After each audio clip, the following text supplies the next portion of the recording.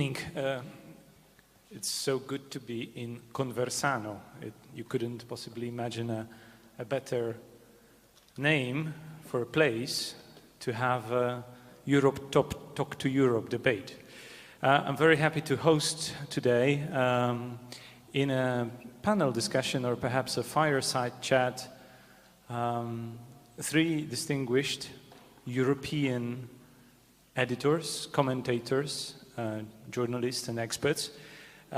First, Rachel Joly, editor-in-chief of Index on Censorship, most prestigious UK-based, but I would say European or worldwide important publication that stands up from its very beginning to its very last breath for the freedom of speech. So you couldn't imagine a better person on the panel on this topic. We have Peter Molnár from Hungary, who's a scholar at the Central European University. He writes books. Two recent ones that you can read is Free Speech and Censorship Around the Globe and the Context of Hate Speech. Both are dealing with the free speech, with the freedom to speak in the legal context. And last but not least, by any means, Thierry Vissol, whom you well know in Italy, but to all the European audience, it's even more important how much he has been working on the theme, producing and being an expert on the subject of creating European public space, I would say. Today he is special advisor to the European Commission on media and communication, but I must say he has been at the foundations of several European media projects that exist even sometime today or in this or other form, and I think we will have plenty of time also to mention some of them. And the topic of today's debate is free speech, ? What is there to mention when we think free speech? It seems it's all set up. Free speech world it is, or isn't it?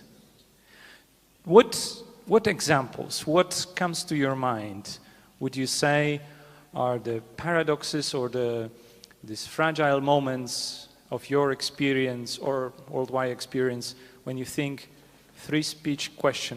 Where do we have a space to debate this? Rachel?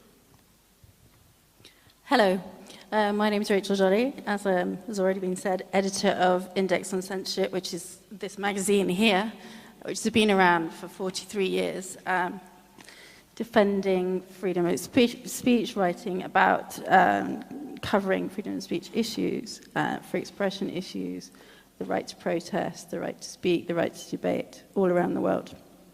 So you can imagine we're quite engaged in this topic. We came into being when writers from behind the Iron Curtain wrote to us and asked for a place where their writing could be published. And that's some of what we still do today, although we do campaign and we do a lot on free expression, media freedom, lots of things.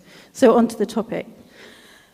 I think it's good to pick up the theme of the overall theme of the conference here today. What is the future of politics and how does free speech fit in with that? When I meet people around Western Europe and in the United States and they ask me what I do, they quite often, so free speech, why do we care about that? What's that for? What's worth fighting for? Why should I care? Seems to be the sort of mentality. As one young woman in her 20s, who's a radio presenter, said to me a few weeks ago, she said, young people, we don't really want to watch the news. It's miserable. We just want to turn that off and have a good time. And we don't want to, we don't want to hear about bad things. We don't want to be disturbed. So for them, she argued that free speech was not important or it wasn't worth fighting for. But I would say to her and to those people that she's talking about, it is important not just to talk, not just for other people, but for you. And why is that? Well, talk to a parent or a grandparent or a relative or a friend or, say, a refugee who's experienced what it's like to be living somewhere where they don't have the right to criticize their government or talk about how they might be suffering or how they've been excluded from society, or a journalist who's been beaten up for writing something that her government doesn't like, or talk to an older gay person about what it was like living in a society where being gay was illegal. And then you start to realize why freedom of speech is something that people need to keep on fighting for. And it's not something about other people, it's something about you. The future of politics, I would argue, depends on people's right to speak and to argue for change and to exert pressure, and that you should forget that at your peril. So for those people who think, oh, it's not important, it's not about me, those are the arguments I think we need to make. Freedom to speak, to write, to create a piece of work like art or protest needs to be defended from all sides who offer an argument about why you or others shouldn't have it, from government, from commercial, from religious pressures, and from other types of pressures around the world. And those threats appear to be looming larger and larger in states, from here to the United States, to India, to South Africa. Okay, let's take it as an introduction. We agreed to give some introductory statements. So in the order of seating, would you, Terry, please provide us your perspective on the subject, like introductory remarks? What is the point of discussing freedom of speech today? The point is to answer to several questions first. Free speech to say what? And what for? So I think that free speech must be linked to politics and to power. That is to say that I believe that free speech is only useful if it permits to criticize powers. And when I say powers, I mean politicians, political parties, religions, and all these kind of structures which have a power on the people and may, let's say, try to oblige them to think in a certain way.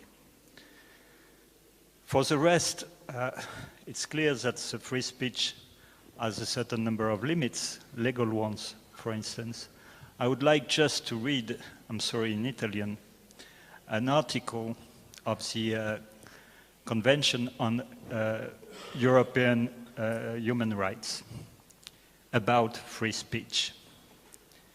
E dice così: l'esercizio di questa libertà, poiché comporta doveri e responsabilità, può essere sottoposto alle formalità, condizioni, restrizioni o sanzioni che sono previste dalla legge e che costituiscono misure necessarie in una società democratica, e qua arrivano alcuni elementi che io potrei contestare, quindi necessarie in una società democratica alla sicurezza nazionale, all'integrità territoriale o alla pubblica sicurezza, alla difesa dell'ordine e alla prevenzione dei reati, alla protezione della salute o della morale, alla protezione della reputazione o dei diritti altrui, per impedire la divulgazione di informazioni riservate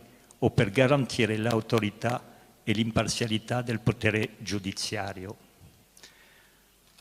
We can be in agreement with a certain number of things, but if you take, for instance, national security, what does that mean? There is a case of, in America, of many people who have been condemned because they were attacking what they call security of state. So with these elements which are contained in the law which is defining at international level what is liberty of speech, there is a possibility of dictature. There is a possibility for regimes to justify their censorship. So we are touching there elements which are of crucial importance, and I am personally in favor of a total liberty of speech, whatever is the security of the state, whatever are things of this kind. Because it's too dangerous to live for dictators and regime to impede people to criticize powers. Obviously, the other part of the coin is that free speech, I was asking to say what and what for. Suppose that what you are saying is based on concrete facts. That is to say, free speech of people who are just saying whatever they think without any concrete base is a problem. Therefore, then, the problem is coming to democracy. What is permitted, what is not permitted to a politician to say? When we hear some politicians, particularly in Italy, speak about immigration or euro or whatsoever, then you have some tears which are getting on your head. Well, not on mine, because I have not many more, but it's very dangerous. So it's extremely difficult to speak about freedom of speech. What I can say is that in my activity, for instance, of information about Europe and Euro, I created several, as you said, instruments that the Commission was financing 100%. But in all the contracts which I made, I had defined an editorial charter which was giving a public mission to this media to speak about Europe in a context of a total freedom of critics. And maybe it's why some have been suppressed. Thank you. We'll definitely come back to these experiences as well. But now, Peter, is it so that the freedom of speech in Europe is universally acceptable, prevailing, and not under threat? And that's a rhetoric question. Thank you once again. I think it has been a challenge, and it will be always a challenge to sustain and create and sustain freedom of speech, also in Europe. And one thing we need to address is hypocrisy when we deal with that, which is everywhere, as a friend said recently. I would like to address the issue focusing, and you won't be surprised based on our earlier conversations today, focusing on so-called hate speech. And I would like to make 7 quick points. First, history, including the history of my country, Hungary, teaches us that we, not others whose opinions we don't like, but we, all together humans, are potential monsters. I think that's the starting point. We, humans, are potential monsters. Second point, so-called hate speech exemplifies this. We humans, again, not only those who we don't like, but sometimes groups that we belong to, and perhaps we cannot close out that in certain situations we ourselves can be driven to attack others and to portray them as dangerous to us, and even to incite hatred against them. And this is really dangerous, and this is why, and of course, so-called hate speech is very painful as well. This is why I think this is the hardest issue of freedom of speech. There are all other difficult issues, but this is the hardest. When some people are saying, let's say about us, that we are ugly people talking stupid things and hate others who, I don't know, praise authoritarian regimes, and we say they are bad, so they would portray us as. So this is, and perhaps they say racist things about us, then it's difficult to say that they should still have the freedom to say hateful things about us. Also, it's difficult to define what is so-called hate speech, because what may be fine for us to say, for some others, it would be ugly and very disturbing, and they would say what we are saying is so-called hate speech. So that's why you can notice always mention so-called hate speech, adding so-called, and in writing I also mention in quotation marks. You will hear me saying hate speech only when I am quoting someone who's using the word without quotation marks.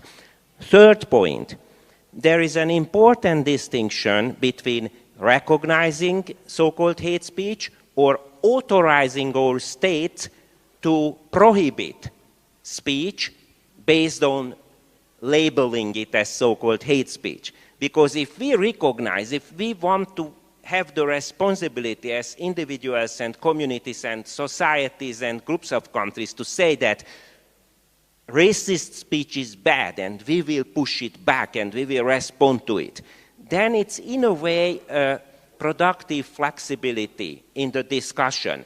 But if we authorize our state to prohibit what is racist speech, for example, then states may prohibit the speech, say, of Roma Hungarians, if they speak up against racism of the majority against them. So we need to recognize the distinction between recognizing so-called hate speech or authorizing our states to ban that, which is a very dangerous thing to do.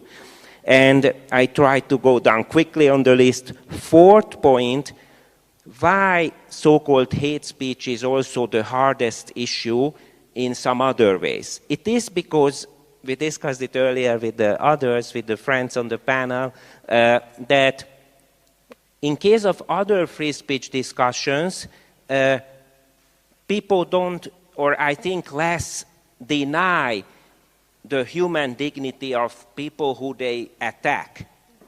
But in case of so-called hate speech, if someone is saying that Roma people, Jewish people, Muslim people, black people, LGBTQ people, refugees, immigrants are dangerous and attacking us and they are not really humans, then it denies equal human dignity to them. So then using freedom of speech, it's a denial of human dignity and it's a very dangerous incitement even to violence if that group which is attacked by the speech is described as a group which is attacking us. So, point fifth,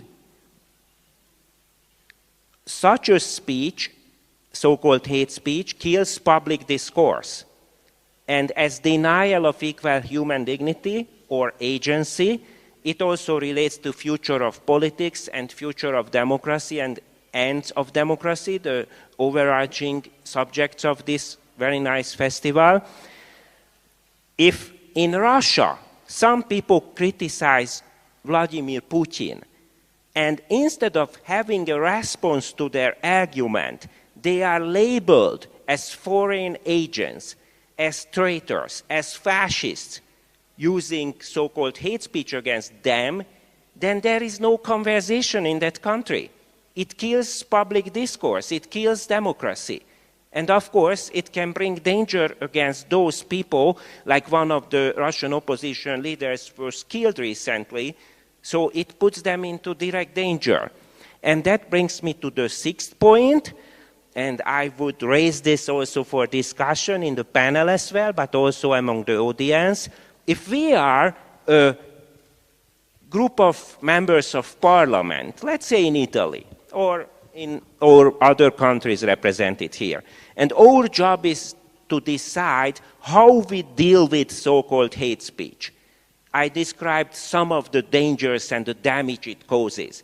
Would you support, would you vote for regulation which say that dehumanizing certain social groups based on their ethnic background or religion or sexual orientation or other characteristic is a crime. That's it. Would you suggest that? Or would you suggest that it's dangerous to restrict freedom of speech, the previous way I just mentioned? So would you suggest instead that even ugly speech, racist speech, homophobic speech, ugly anti-refugee speech can be banned only when it creates imminent danger of violence? Would you go that far? Would you take the risk that you push back such speech by social response up to the point when it causes imminent danger? So what would be your position? Because this is the debate. These are the two options in the debate for a long time, not only in Europe but on the earth. And finally, the final point what I want to mention, as the Danish cartoon controversy and the Charlie Hebdo tragedy were mentioned in the description of this panel, I would like to relate to that. Those are examples when very sarcastic and provocative depictions of Prophet Muhammad somehow resulted in violent reactions. So here again I raise the question, what would be your reaction to that? My reaction that I'm considering with huge doubts and question marks myself, that as those who acted violently did not really care about the free speech debate, they cared about getting an opportunity to act violently.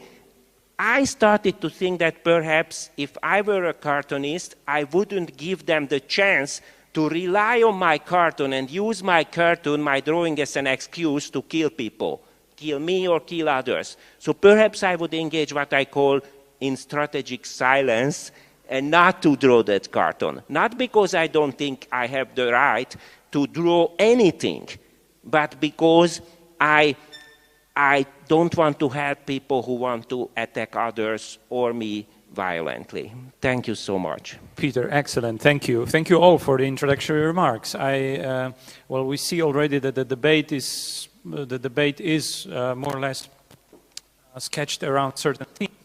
I would just remind, before we go deeper, and I guess we will, just a moment, to bear in mind several topics that perhaps we will not discuss, because perhaps we will, but perhaps we will not discuss.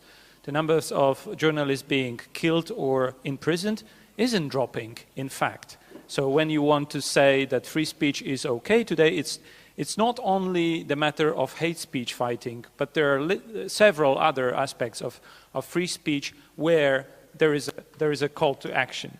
Then the other aspect that perhaps we can touch upon at the very end or not is what's with privacy. And the big absent here is Judy Hall, the former editor-in-chief of Index on Censorship, with whom we keep fingers crossed that she couldn't be here and sit on this chair and wouldn't be my chair for some health reasons. But this debate is, in a sense, for me, a tribute to Judy Hall. There is a privacy issue. How much privacy is an issue of today's strive and battle for free speech. But instead of going into these subjects, let's still keep within the very important one, which I think we were drawing somewhere here, which is between the notion of freedom to speech, the hate speech, and perhaps a notion of offense. Rachel, would you say that freedom to speech is the same as freedom to offend? What would that mean? I'm increasingly worried about people's inability to cope with being offended. What's wrong with us in that we can't be in a room with people who disagree with us? Have we become so sensitive that we're incapable of arguing against someone else who has a different opinion or has a different political position? Because it strikes me that lots of people are in that position.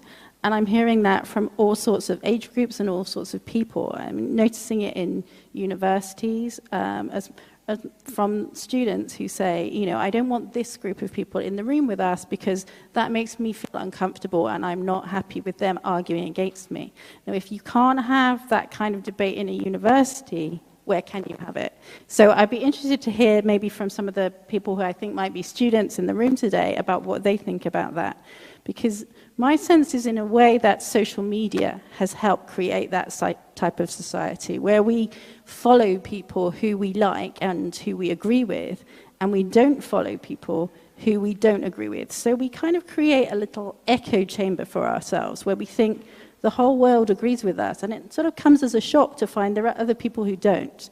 So as an example, speaking to a student in London recently who was shocked for the British election result went the other way to the one that she'd been predicting, and all her friends. Because, shall I just shout? Okay. Because all her friends thought that the Labour Party were going to win, and they were very confident, and then it turned out that that was not the case, and they hadn't known anyone who was going to vote the other way. And I see that as really threatening, in a sense, to society, that we have this, we're sort of giving ourselves kind of blankets of that our view is the only view, and you know, we really need to challenge ourselves. And from that, I think I have a sense that, you know, we're less able to cope with people having strong opinions that are opposite to our own, and that we find that difficult, and we sort of slip into this idea that that's almost offensive to us to be in a room with someone who we vehemently disagree with. Where is that coming from, and why can't we cope with it? Terry. Well, yes, I think that Peter was right to insist on the hate speech. But, as you said, humans are monsters. They are not potentially monsters, they are monsters. We impede it to be for us, but they are. The problem is that it has always existed, specifically during the wartime, because the propaganda aimed at hating the enemy. But it's also very part of any kind of regime. You have to find an enemy, whatever it is, being a racial one, religion or whatsoever, and you will incite to hate those people.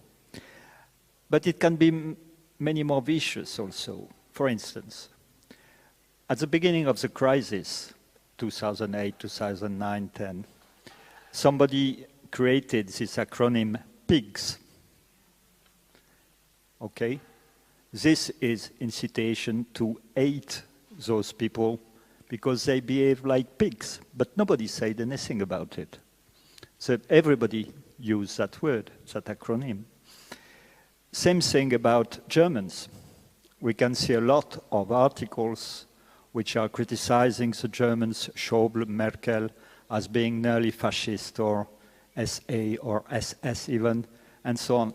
Obviously, this is an incitation to hate. And when you read the Bild or the Sun in England and so on, you have a lot of articles of this kind. It's not against specifically minorities or so on, but it's creating a background of hate of the others who are different, who are not so good as us, and so on and so on. So the problem is, you ask the question, would you legislate on this? There, the answer is extremely complex, because where is the frontier? Where do you find the frontier? Who is going to define the frontier? Who is going to define the limit? Why, what for, and so on. So I would believe much more into counteracting in doing what you are doing with your review, in having real discourse on the various media. And there's a problem comes to the freedom of media. Is there a freedom of media? I had a lot of arguing with a lot of journalists saying, you, Commission, are paying for making information and so on. Yeah, I said, yes, but I give you the freedom of writing what you want. But you, journalist who is defending the freedom of writing. Are you really free? Who is paying you? Who is paying your newspaper? What is your political party? So, what is the freedom there? Yeah, the freedom to express what you think or what you are paid to write. But don't say to me that this is neutral. But give the right to everybody to do the same. Yeah, well, I could. Well, myself, I couldn't agree more. And there are I guess, as everyone else sensible would say, that you need diversity and competition in all sorts to have real sense of freedom. Even that's not never going to be complete freedom. Perhaps communism is attempting to be complete freedom. Excuse me, I would go even further. I would defend the freedom to offend. Yep. I would defend it very strongly, because offending, as long as it does not create a personal damage, is necessary. As you said, we need to have the capacity to accept that the other are not in agreement with us, and that they may even hate us for what we are thinking, as long as they do not kill us. And I would strongly argue against a strategic silence, because, as was saying the chief editor of Charlie Hebdo, I prefer to live free, say what I think, and kill for that, and be killed for that to live on my knees. And I would strongly argue that offending the powers, offending those people who have money, who are rich, who are driving the world in the wrong direction, need to be offended every day, every minute, every second. Would you also give the other people right to offend you in the aesthetics they prefer? Because there we touch upon a very delicate thing when it comes to right to offense, that people use different aesthetics. They have different senses of what is the clear distinction between offense and hate. There is a very strong difference between offending and hating, because an offense very much depends on your psychological behavior. You can be offended because I tell you that your hair are not the right color, right? But you can be offended if I tell you that you are stupid, which is another thing. Or you can be offended for many other things. So offense is very difficult to, there again, there are a lot of words that we are using in speaking about freedom of speech, were polysemic, or of the definition of which is extremely variable from a person to another person. When I speak about offending, is what the people can be thinking that it is an offense. For instance, when Pope Francesco said, if you offend my mother, you will get my fist, okay? Well, what does that mean? Yeah, exactly. This is so subjective. But when I say the religion is dangerous, if I say that to a Catholic, to a Muslim, to a Buddhist, to whatsoever religion, he may be offended of this. He may agree. There are. So, for instance, I published in that book a cartoon which designs the Pope who is giving a fist to a cartoonist, right?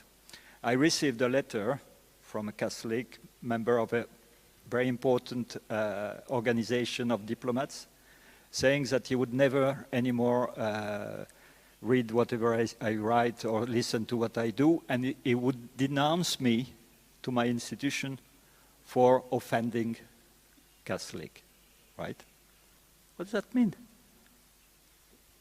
Yes, but that's not hate speech, right? So no, it's about offense, not about hate. But I think, and I'll give just a short example, pass it, then the mic to Rachel and then to Peter. I'll give 2 examples, perhaps more from the context of Central Europe. One is the recent debate in Central Europe, and I'm I feel ashamed that today I am part of my identity is in Central Europe, with enormous number of offensive speech that is on the very border of hate speech in internet when there is a discussion about migrants. You know, there is no clear distinction. There are arguments mixed with emotions and hate, and there is no clear distinction if you read internet, to the point that politicians react to that, and of course they take actions before elections, for instance, that are not sensible by any means. They are based on emotions, based on this hate speech. This is hate speech is inducing some sort of politics. The other is, of course, the propaganda in Russian-speaking countries, and there are Baltic states, in 3 Baltic states, that they have a big Russian-speaking minority, and they have TV channels in Russian that is, strictly speaking, not only offensive, but it's hate speech against another nation, particularly Ukrainians. How to behave like this, how to react to this. There are different ways to respond. And I believe that you would be, Thierry, on the side of perhaps what I heard from the president of Estonia, Toomas Hendrik Ilves. He was saying that we should believe in the democratic system of competition and values and let the propaganda channels exist. It's one of many ways, even though it is even to the point of hate speech, where you have to accept that it exists and you can allow it in the discourse for the sake of this competition, of preservation of different opinions in the public sphere. So, but no more comments on my side for a moment. Rachel and Peter. I just wanted to make a short come back to Thierry's point. I think that I would draw the line on hate speech differently to Thierry's, but I think we have to accept that ridicule is part of freedom of expression, and that includes satire, and that can be painful, and that can be poking fun at all sorts of things, from religion to powerful figures. And I don't feel that we should do anything that stops that happening. But clearly we've had this conversation to some extent after Charlie Hebdo, where there was a lot of, on one side, criticism of some of the cartoons, and people arguing that in some way that was an anti-minority stance. And I think that shows a real lack of understanding that cartoonists have always taken their pens in a satirical way and taking aim at lots of different organizations, as Charlie Hebdo did. And not only did their cartoonists poke fun at the Catholic Church, but also Islam, and also, the French government and the British monarchy. So, it was very much across the board, and there's a very long history of satire coming, from the people, coming at and aiming at power. And I would be very loath. That must never be allowed to let go. And in the same way, I would say that newspapers, like you mentioned, The Sun, which is a tabloid in London, arguing or making sort of caricatures of national leaders, say, or different figures. But what we should remember is that there is a multiplicity of voices, and there's lots of different media voices, and they're just saying different things, and so people get to hear lots of different opinions. So we don't want to live in a society where there's only one voice, and we shouldn't be closing down the ones that we don't like. Would you silence anyone? I am thinking about it. I think that actually, I think that we have to. So this thinking process ends when someone expresses herself, himself in a way which brings others to imminent danger of violence. Then we cannot discuss anymore. Then police or other or speech must stop, because no one has the right to bring others to imminent danger of violence. But I would like to say 2 quick comments. One is on Wojciech, your anti-Ukrainian speech example.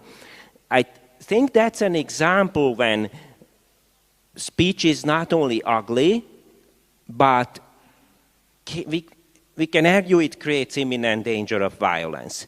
But it brings me to mention what I call the paradox of regulating so-called hate speech, that in an environment where there is more chance that such speech can become really inflammatory and dangerous, so there would be need to restrict such speech, those are usually exactly the environments where the governments would not be there to be unbiased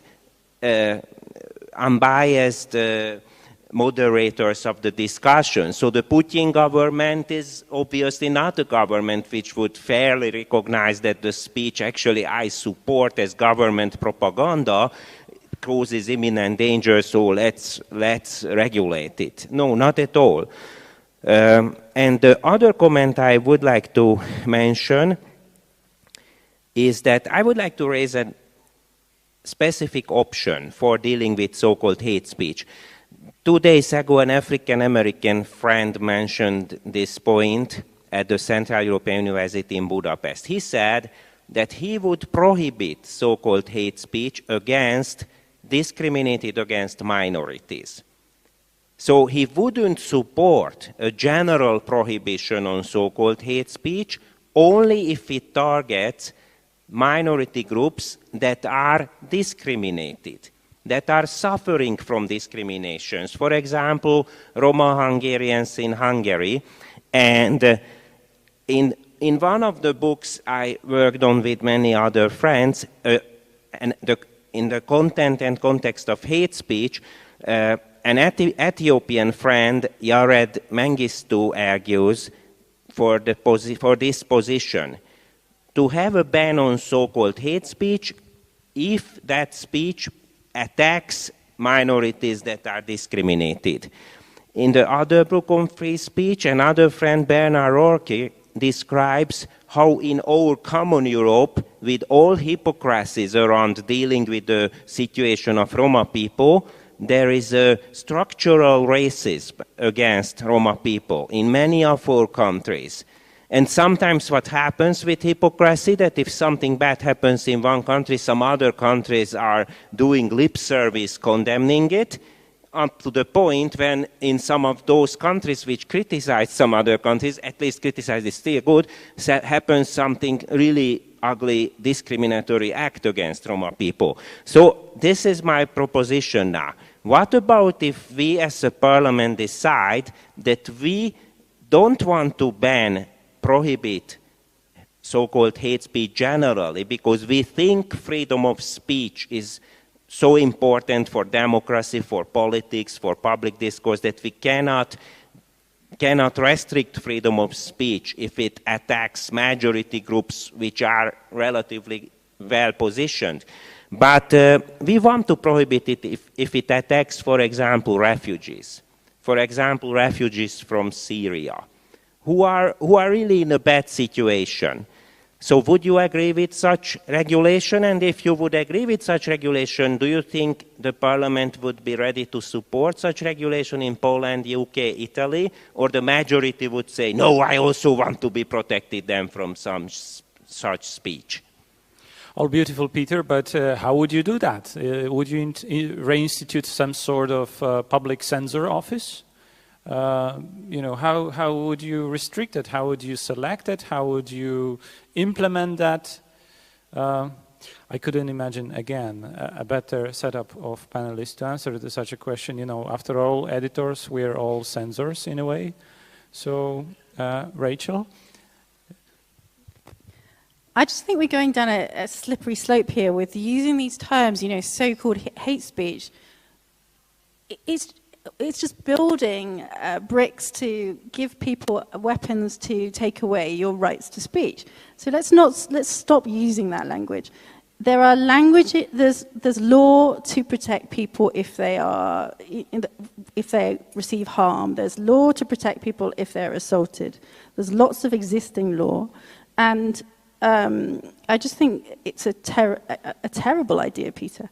I mean, it's special laws for minorities that put minorities in special circumstances, to me sounds particularly patronizing and just making things much, much worse. So you're actually saying these people need special conditions and, you know, we're going to protect them like this, and other people won't have those same rights, but they have special rights. Can you see how much, you know, you're also creating a massive antagonism, I suspect.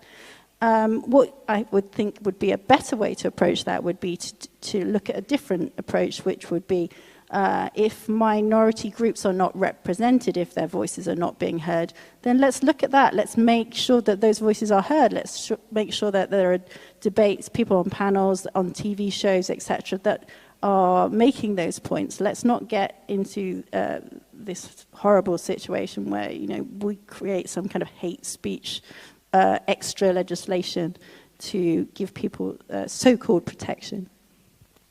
But on the other hand, and I'm going to theory, there are public institutions that regulate what can be said or publicly distributed or not.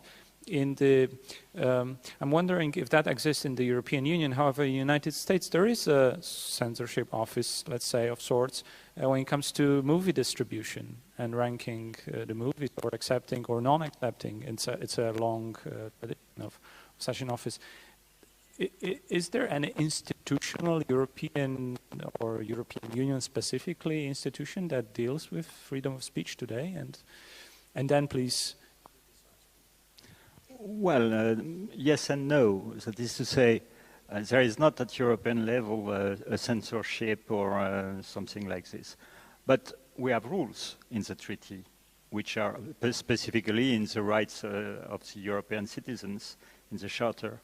There is an Article 10 and 11, which gives us freedom of speech. And if there is a problem, you can go to the court, or you can go to the European Court of the Human Rights. We can take a certain number of decisions. There was, for instance, a decision in '76, which is extremely clear about this. I can read it to you also, if I found it quickly.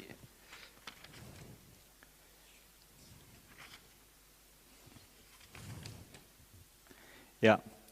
There again, I'm sorry, I will read in Italian, so for you it will be difficult, but questa sentenza della Corte Europea dei diritti dell'uomo dice così: la libertà d'espressione costituisce uno dei fondamenti essenziali di una società, una delle condizioni primordiali del suo progresso e della realizzazione di ciascuno. Vale non solo per le informazioni o idee accolte con favore o considerate come inoffensive o indifferenti, ma, e questa è la parte importante, ma anche per quelle che urtano, scioccano o preoccupano lo Stato o una frazione qualunque della popolazione. Sentenza estremamente chiara che fa legge in tutta l'Europa, particolarmente in Europa. Questo detto, credo che dobbiamo ritornare un pochino sulla creazione dell'odio. Sorry. Excuse me. I will pass to French. It will be easier for me. So, yeah, you have to consider that you must absolutely distinguish between offense and hate, because this is really something extremely important. There are laws in most of our countries, which even in the Charter, which impede people to discuss or to promote the hate of the other. This is absolutely clear. You cannot normally say that Roms are thieves, or, sorry, this phone should be spent. So, you cannot say that Roms are thieves, or people who never go in a bathroom, or are not educated, do not want to work, are only thinking about robbing you, and so on and so on. This is creating hate. This is not an offense, right? So this is forbidden by law. Offense is something completely different in my point of view. So when you spoke about competition and the right to have a competition between media permitting to express extreme right position or extreme left position and so on, well, yes and no.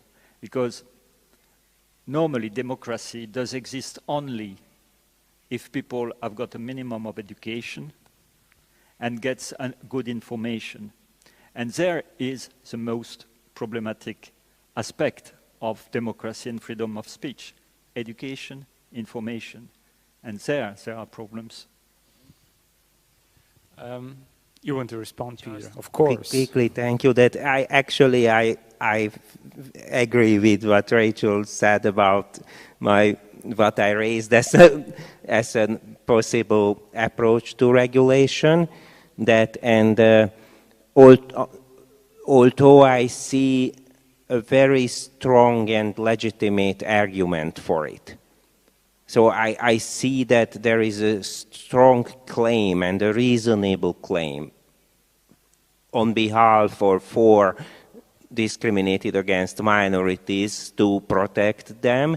But I agree also, and that if others, people acting in solidarity, propose it, it can be seen even as paternalistic. And in the book, The Content and Context of Hate Speech, the former president of the American Civil Liberties Union, Nadine Strossen, is making a similarly strong argument about it. And I think that this issue is actually possible to deal with. It's possible to deal with this issue if we apply the approach, and I respond to the question I raised earlier, if we apply the approach that we regulate this kind of speech, so-called hate speech, when it creates imminent danger. Because when such speech targets minorities, people who are surrounded with prejudices, who are discriminated against, who are subjected to structural suppression already, usually such speech is more likely to create imminent danger of violence as well. So the same regulation, as Rachel argued, I now take her point further, she may or may not disagree, may not agree, but I think that this is an example when the same regulation, with reasonable application of the regulation, can manage to recognize the differences based on the target group of so-called hate speech. So when the majority is targeted in certain situation, the so-called hate speech may not create less likely to create imminent danger. When minority is targeted, usually it's more likely to create imminent danger, and then the same regulation applied can sort it out without creating different regulation for these situations. So this is, I think, also why the imminent danger test, this approach, is the better way to use criminal law in the case of so-called hate speech. Thank you. I see that we're going a little bit in this direction of Robin Hood law in your case, right? No need to explain. But we've debated so long, but I would like you, the audience, have a think and say, and perhaps comment already if you have rebuttal to what we've been saying. But first of all, think and tell us examples of where did you have your dilemmas about, browsing social media, putting content yourself there, or receiving some content through there, or reading, watching, talking to your neighbor, being at a public manifestation, whatever example of free speech, right to offense, or hate speech instance you would have, and give us your dilemmas to be debated, to be discussed together. I encourage you to raise hands and say what your comments or questions. Even in Italian. Yeah, we have perfect translators, and yeah, if you please, then the only limit to freedom of your speech is the length of this microphone. So please step up, or I will have to repeat. You can shout. No, it is impossible. I encourage you then step up. That's Freedom of speech requires bravery.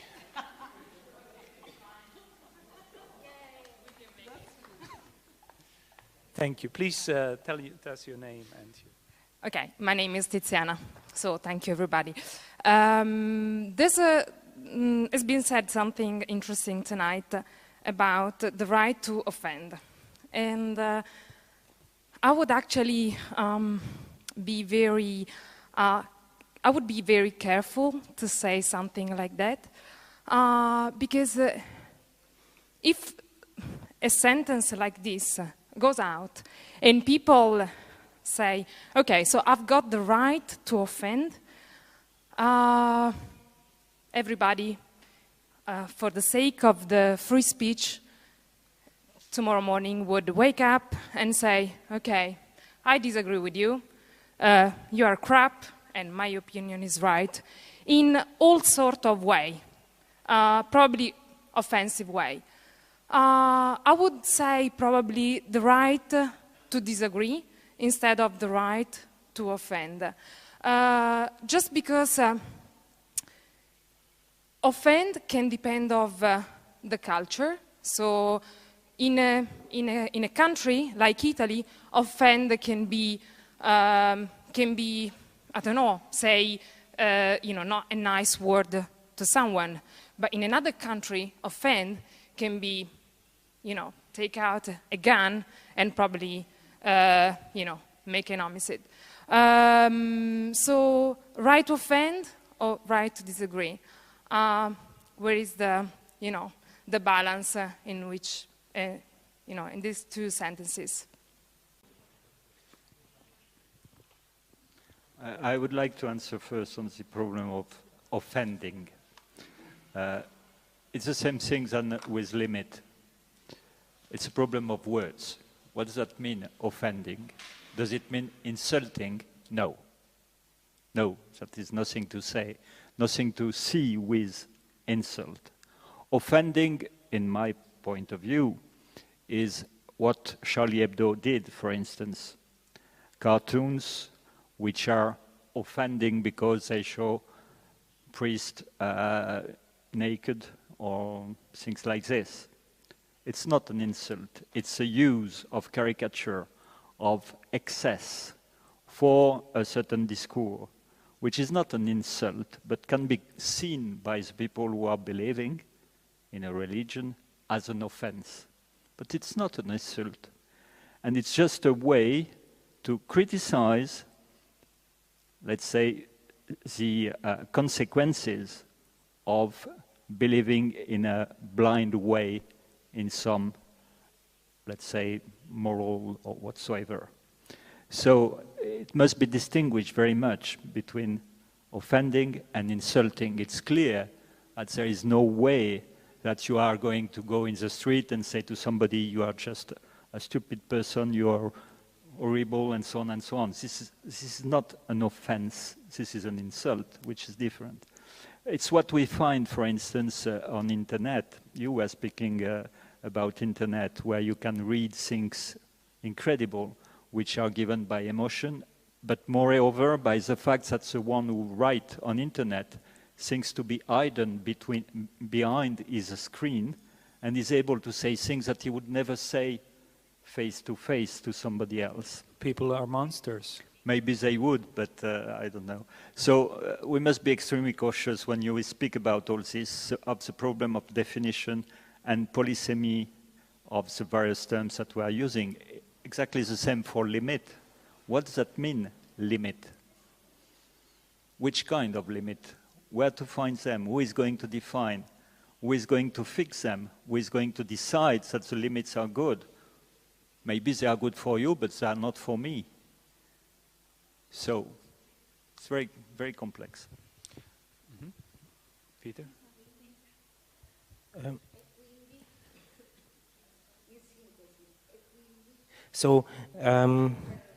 Yes, this how to draw the line between disagreement, offense, and other categories. It's really it's important, but I think we can do it rather in moral ways, like when we judge all the time or recognize whether someone is a nice person in our view or not. But it's another thing to authorize, again, what I mentioned earlier, to authorize our states to judge. Because then it can become a subject of government abuse. Not because government is necessarily wrong. I think we need to believe in good governance, and we need to participate in politics and democracy and encourage nice people to become politicians and don't become corrupt. But yeah, I think that this is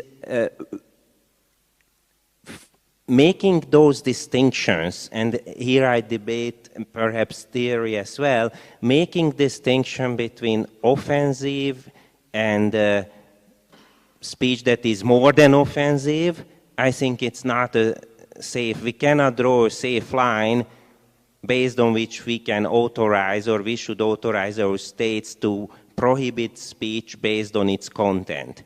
That's why I argue for the imminent danger test, again in this book, and that I mentioned, and I mentioned that you can find flyers on the way out. And one of the friends, Bhikkhu Parekh from Britain, argues for content-based regulation, but he's a wonderful person and he makes a very eloquent line of argument. But to me, it's not convincing where to draw that line. And about what countries you mentioned were doing with banning channels with sort of arbitrary arguments, I think those are just examples of Hippocratic restrictions on freedom of speech. The only way to justify such banning channels, if such channels are really inciting violence, and inciting violence in a context which really, where such incitement really creates imminent danger of violence. So that's my standard. But without that, doing such things is really arbitrary and Hippocratic restriction on freedom of speech. Would you use this mic, please? And Rachel, let me just, I'm sure you have noted it down. Let me strengthen this question that was at the very beginning. Why do we stress the right to offense while we could instead strengthen the right to disagree? You know, I bring a historical example, I'm sorry, from before my time. The communist Poland was, and the reason of my initial journal from which I came from, as I was serving as editor-in-chief there for several years, in 1980s was to bring some reasonable debate between two parties, anti-communists and communists. They were using right to offense to the limits before it was hate speech. They were disagreeing in a way that was offensive for both sides and intentionally offensive. And then there was a group of people, of intellectuals, who were using the figure of, let's say, you can call it the philosophy of dialogue, among them Josef Tischner, a prominent Central European philosopher, who was encouraging the quarrel, disagreement, but in a beautiful way. Let's try to do it in a beautiful way. Can you have offensive arguments in a beautiful way? I think the right to upset or challenge someone gets confused with discriminating against somebody, and let's be very clear that those are different things. If your neighbor has things to say that you might find upsetting, or you might, this can also be a disagreement, but you might find it offensive, but let's not worry about that too much, because that's not going to affect you, that's not going to harm you. You can argue something else. You can say, well, I disagree with you, and you can go off and have a totally nice day.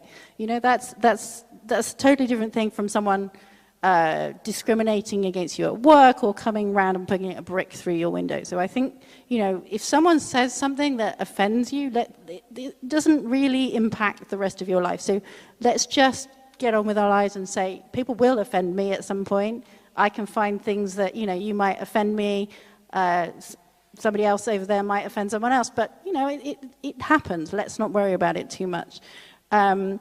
Your point about terrorism, I think, is a really worrying one, and is something that national security has always, throughout history, been used as ways of stopping people doing things. And my concern is always that it's used too easily. You know, there will be circumstances where measures have to be taken for national security, but throughout our history, throughout European history, governments have used the term national security to deprive populations of information and knowledge, and to restrict their freedom in different ways. And we have to be, you know, we have to stand up and argue against that and say, really, where is the challenge for national security here? Let's hear more about it, because it's often a very popular stance. You know, on a vote, people are told, this is for national security. You must, therefore, no longer have the right to do X. You no longer hear from Y on your television. And people go, okay, so let's, you know, we need, as populations, to stand up and fight more against those things, and just be more vehement against it. Extremism laws are being used around the world to do the things that you're talking about.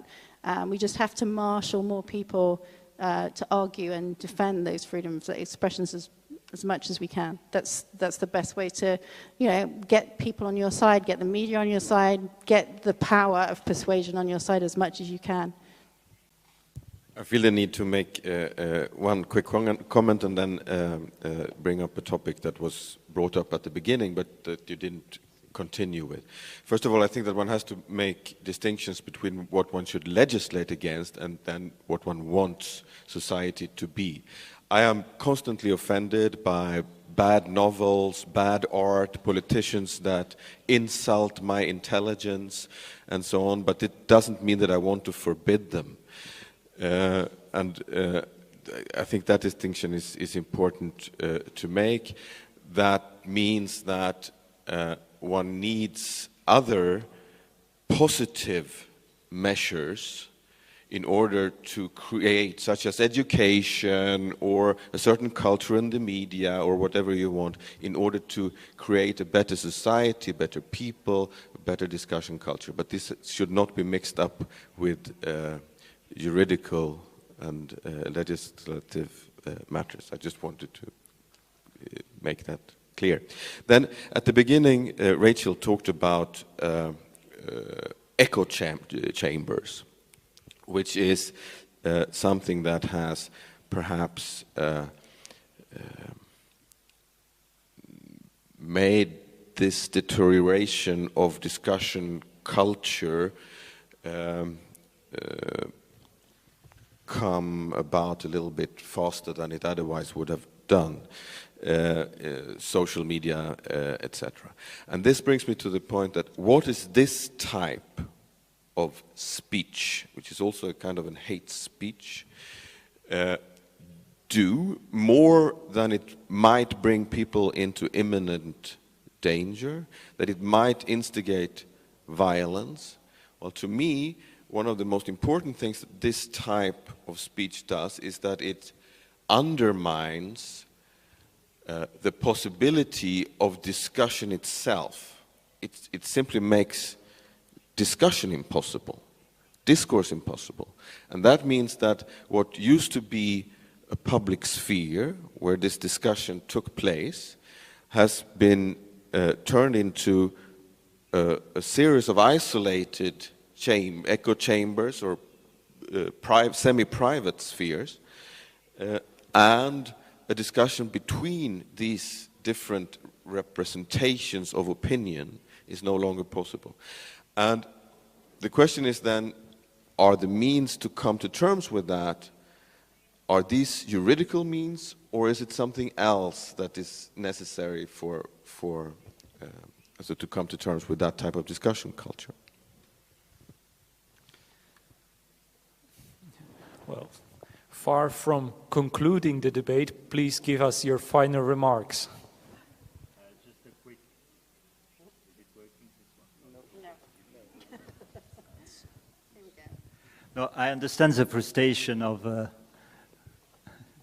ladies there about speaking about freedom of speech. That was a nice.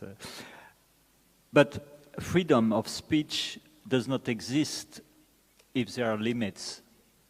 So where are the limits? And it's why we spoke probably more about the limits. And limits starts with offending, insult, hate, and so on and so on. So freedom of speech, as long as you say something which is absolutely neutral, is it the freedom of speech? Clearly, I like very much Immanuel Kant, and is requiring sapere aude, abbia il coraggio del tuo ragionamento. Ma questo non è sempre facile, non è neutrale. Se uno ha il sapere aude, può molto facilmente andare fino ai limiti, confrontarsi con i muri. E quindi, sull'offesa da cui parlava l'altra signora, che è offesa se si fa una critica su Gesù o cose di questo genere, io sono laico, sono offeso da tutti i segni delle religioni che mi sono imposti, sono offeso dal proselitismo, sono come Mark, offeso dai cattivi libri, dai ragionamenti stupidi, da alcuni discorsi di politici, eccetera, eccetera. Ma non è per questo che lo voglio impedire.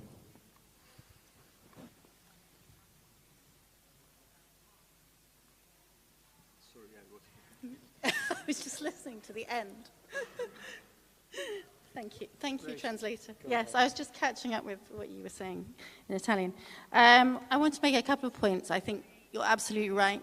Everything about freedom of expression and all discussions of freedom and rights, I think, are very complicated, and I don't envy you your job teaching that because it's complex. But I think what's interesting about it is talking to people. Your students no doubt have really interesting points of view, and I think it's something that is really relevant to everyone in the context of their lives today. You know, as social media and the internet develop, all those issues are very, very, they're changing all the time, and how people's expression changes and how the laws, which are sometimes out of date with those ways of expressing themselves, react. I think it's a fascinating subject.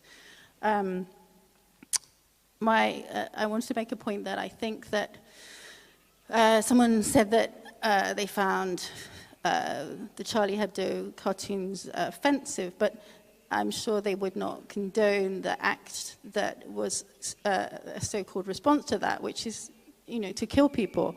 I think that clearly the response, as a Turkish writer called Elif Shafak, who is an incredible writer and an incredible woman, said after Charlie Hebdo, the response to a cartoon is another cartoon. The response to a book is a book. Let's think about that. I mean, I think that really makes sense to me. I've also heard people who are very religious say, I feel my religion strongly, but I'm not upset by other people questioning it.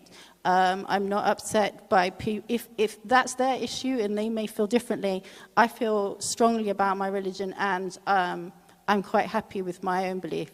I think we have freedom of religion in Europe, and we have freedom of speech. Those things are complementary, and they all come with responsibilities. And I think a lot of these things we've talked about, like the freedom to offend, we've forgotten that also we all have the freedom to listen. So, you know, let's remember there's a complement to lots of these things.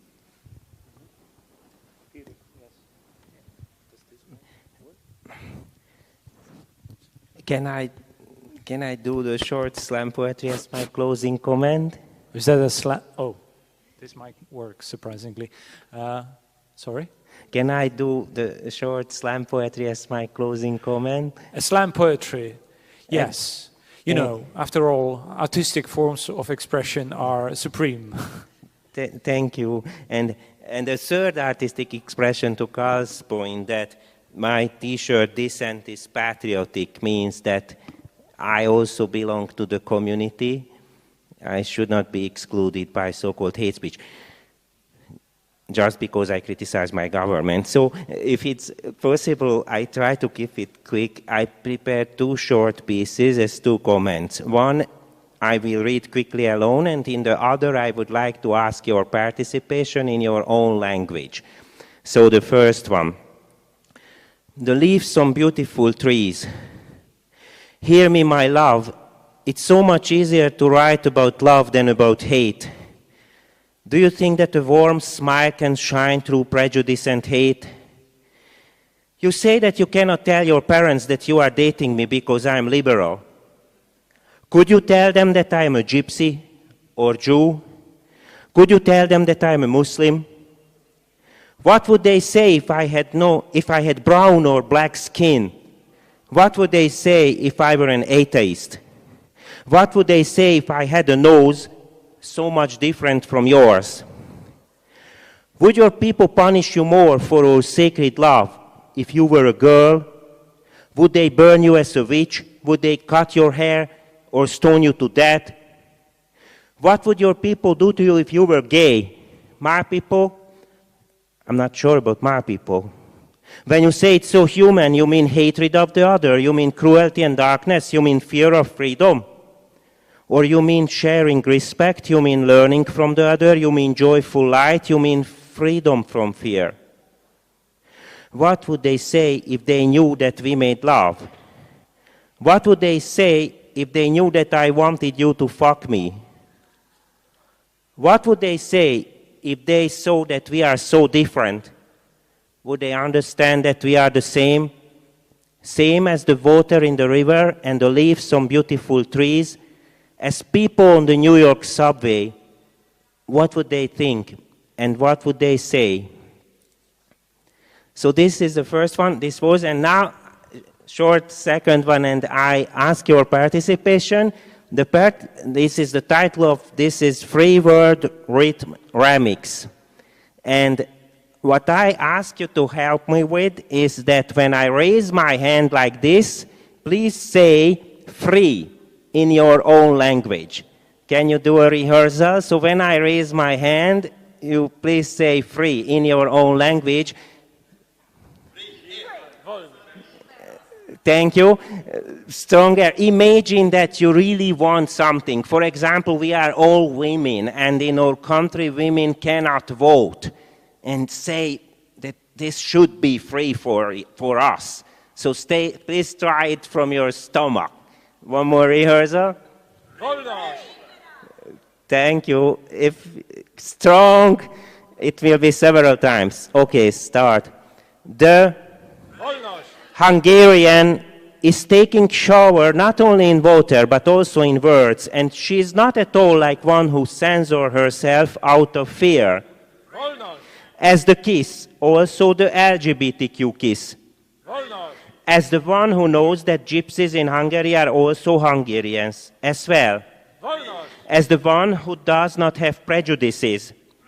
As the one who does not care about the skin color of her lover. As the one who does not hide her Roma lover from her family. As the one who does not have a head of the family in her family. As the emancipated woman. As the Muslim woman who decides herself to have headscarf on. As Stravinsky, who wrote that the more I limit myself, the more freedom I have. As the poet whose strength is her weakness, as Allen Ginsberg wrote. As the bird when she can fly the way she wants. As the turn of the river. As the one who does not have four wheels as she's riding a bike. As the one who's so beautiful in the traditional Hungarian prisoner song from Transylvania as she walks freely. As my mother in Hungary, who's 79 and who says that she cannot walk any longer, but she can stand at a demonstration for 3 hours, and who also says that those who have fear do not get anywhere. As the Hungarian is and is taking shower not only in water but also in words, and she's not at all like the one who censors herself out of fear. As our participatory poetry. Beautiful, good, true, and Hungarian. Thank you very much. Thank you. So you see that Hungarians are pushing the notion of freedom of speech to the limits. Thank you very much for this debate. Thank you very much for your questions and comments. Thank you above all to the translator.